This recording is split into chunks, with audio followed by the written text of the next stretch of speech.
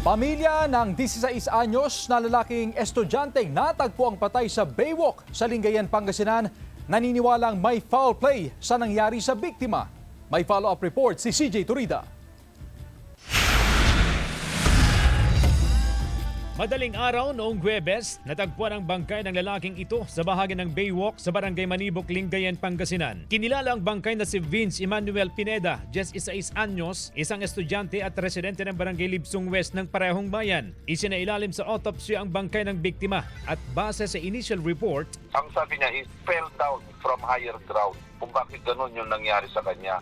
Bakit nagkalasog-lasog. hindi pa malinaw kung tumalon o nahulog ang biktima. Hindi rin daw nakita ng fatal wound ang biktima tulad ng tama ng bala o saksak sa katawan. Gayunman, hindi kumbinsido ang pamilya ng biktima at naniniwalang may foul play sa pagkamatay ng kanilang kaanak. Nakaburol ngayon ang mga labi ni Vince sa kanilang bahay sa Libsong West.